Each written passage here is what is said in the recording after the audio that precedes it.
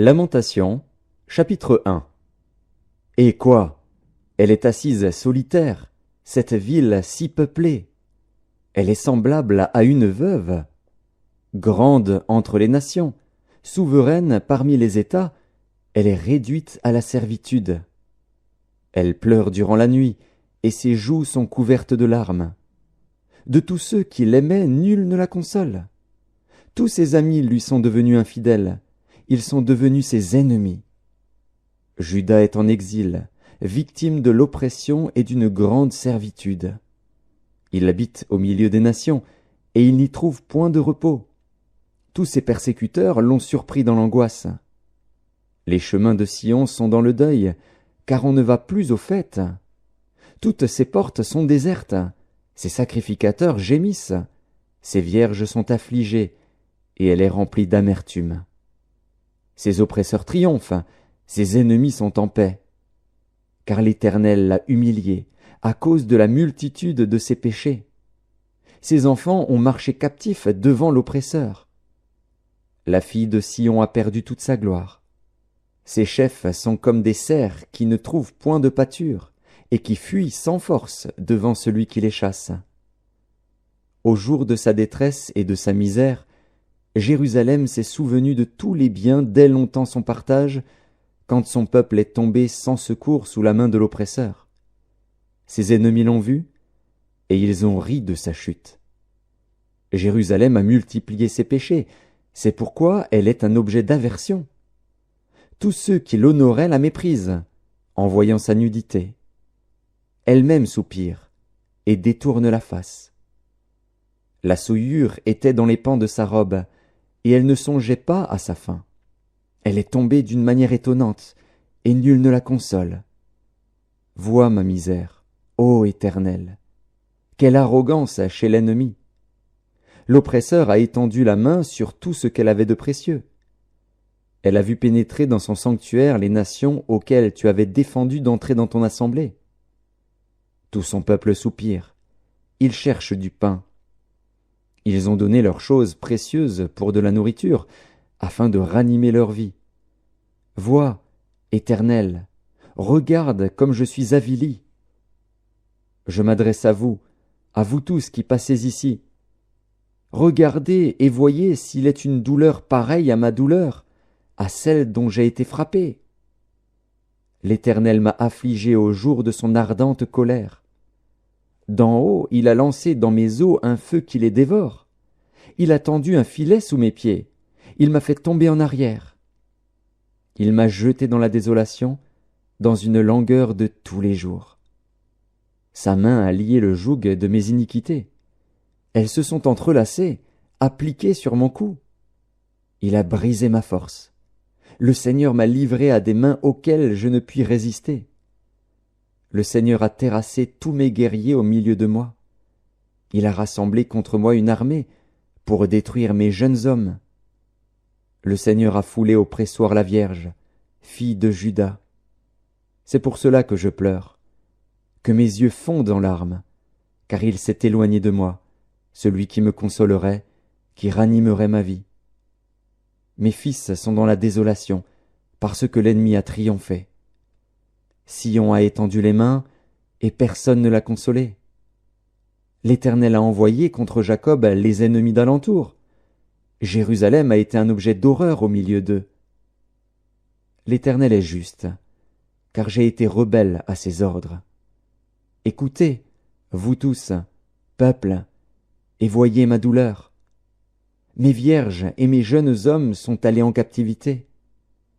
J'ai appelé mes amis, et ils m'ont trompé. Mes sacrificateurs et mes anciens ont expiré dans la ville. Ils cherchaient de la nourriture, afin de ranimer leur vie. Éternel, regarde ma détresse. Mes entrailles bouillonnent, mon cœur est bouleversé au-dedans de moi, car j'ai été rebelle. Au dehors, l'épée a fait ses ravages, au dedans la mort. On a entendu mes soupirs, et personne ne m'a consolé. Tous mes ennemis ont appris mon malheur. Ils se sont réjouis de ce que tu l'as causé. Tu amèneras, tu publieras le jour où ils seront comme moi. Que toute leur méchanceté vienne devant toi, et traite-les comme tu m'as traité, à cause de toutes mes transgressions. Car mes soupirs sont nombreux, et mon cœur est souffrant. Chapitre 2. Et quoi? Le Seigneur, dans sa colère, a couvert de nuages la fille de Sion. Il a précipité du ciel sur la terre la magnificence d'Israël. Il ne s'est pas souvenu de son marchepied au jour de sa colère. Le Seigneur a détruit sans pitié toutes les demeures de Jacob. Il a, dans sa fureur, renversé les forteresses de la fille de Juda. Il les a fait rouler à terre.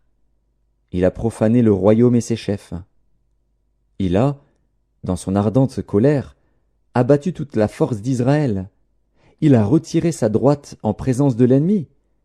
Il a allumé dans Jacob des flammes de feu qui dévorent de tous côtés. Il a tendu son arc comme un ennemi. Sa droite s'est dressée comme celle d'un assaillant. Il a fait périr tout ce qui plaisait au regard. Il a répandu sa fureur comme un feu sur la tente de la fille de Sion. Le Seigneur a été comme un ennemi. Il a dévoré Israël. Il a dévoré tous ses palais. Il a détruit ses forteresses. Il a rempli la fille de Juda de plaintes et de gémissements. Il a dévasté sa tente comme un jardin. Il a détruit le lieu de son assemblée. L'Éternel a fait oublier en Sion les fêtes et le sabbat, et, dans sa violente colère, il a rejeté le roi et le sacrificateur. Le Seigneur a dédaigné son autel, repoussé son sanctuaire. Il a livré entre les mains de l'ennemi les murs des palais de Sion. Les cris ont retenti dans la maison de l'Éternel, comme en un jour de fête. L'Éternel avait résolu de détruire les murs de la fille de Sion. Il a tendu le cordeau, il n'a pas retiré sa main sans les avoir anéantis. Il a plongé dans le deuil remparts et murailles, qui n'offrent plus ensemble qu'une triste ruine. Ses portes sont enfoncées dans la terre. Il en a détruit, rompu les barres. Son roi et ses chefs sont parmi les nations. Il n'y a plus de loi. Même les prophètes ne reçoivent aucune vision de l'Éternel. Les anciens de la fille de Sion sont assis à terre, ils sont muets. Ils ont couvert leur tête de poussière, ils se sont revêtus de sacs. Les vierges de Jérusalem laissent retomber leur tête vers la terre. Mes yeux se consument dans les larmes, mes entrailles bouillonnent, ma bile se répand sur la terre, à cause du désastre de la fille de mon peuple, des enfants et des nourrissons en défaillance dans les rues de la ville. Ils disaient à leur mère, « Où y a-t-il du blé et du vin ?» Et ils tombaient comme des blessés dans les rues de la ville. Ils rendaient l'âme sur le sein de leur mère. Que dois-je te dire?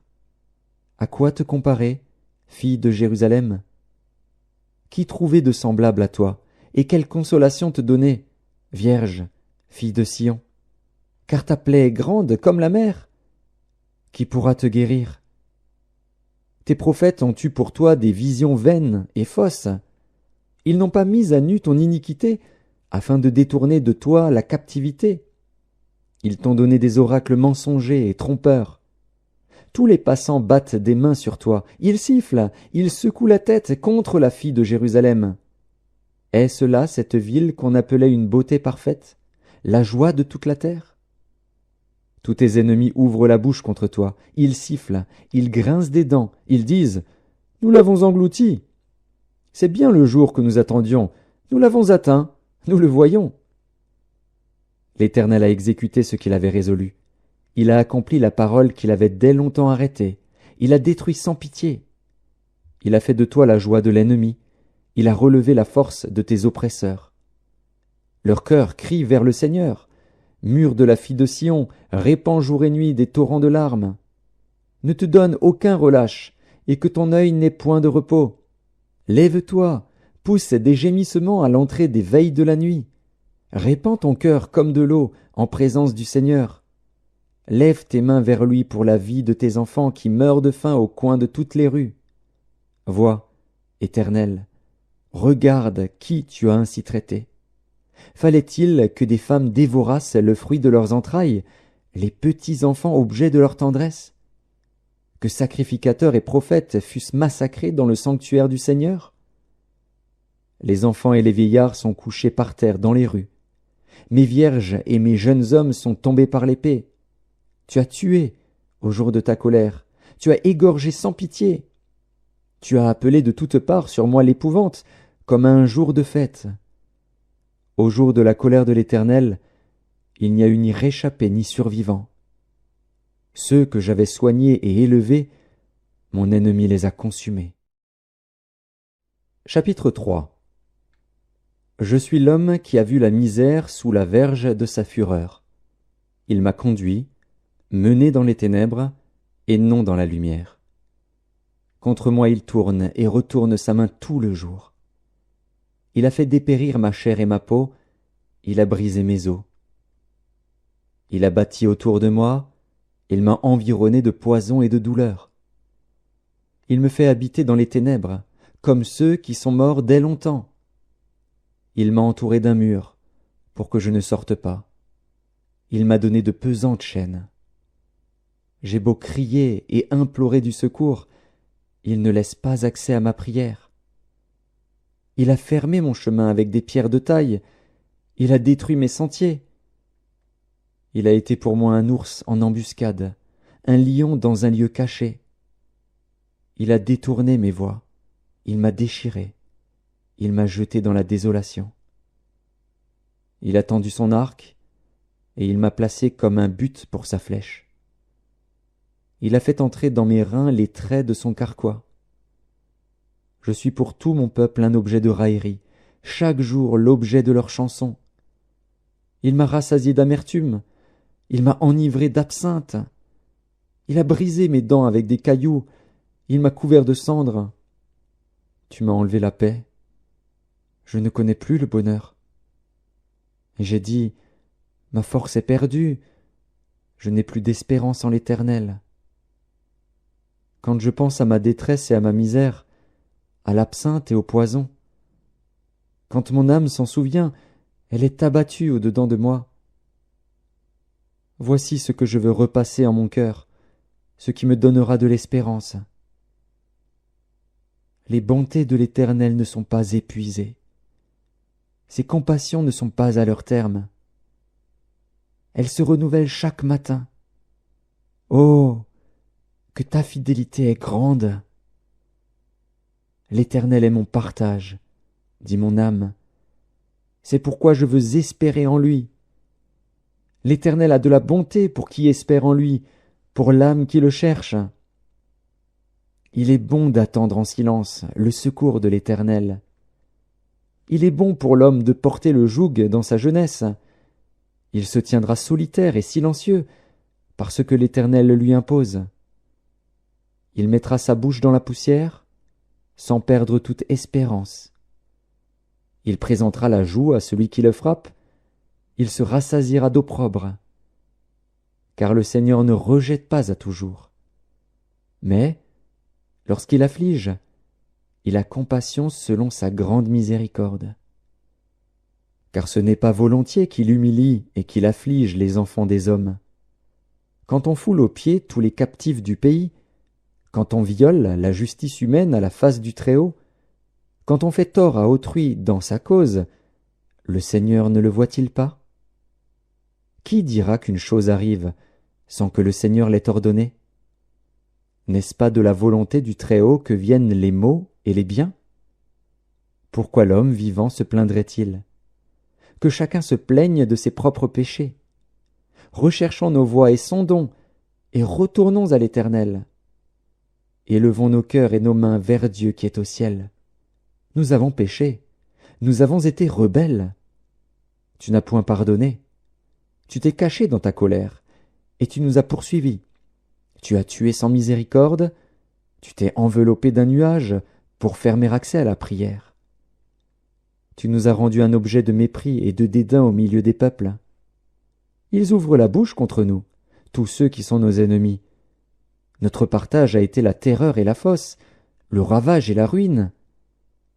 Des torrents d'eau coulent de mes yeux, à cause de la ruine de la fille de mon peuple. Mon œil fond en larmes, sans repos, sans relâche, jusqu'à ce que l'Éternel regarde et voie du haut des cieux. Mon œil me fait souffrir, à cause de toutes les filles de ma ville. Ils m'ont donné la chasse comme à un oiseau, ceux qui sont à tort mes ennemis. Ils ont voulu anéantir ma vie dans une fosse, et ils ont jeté des pierres sur moi.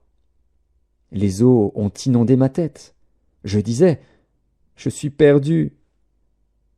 J'ai invoqué ton nom, ô Éternel, du fond de la fosse.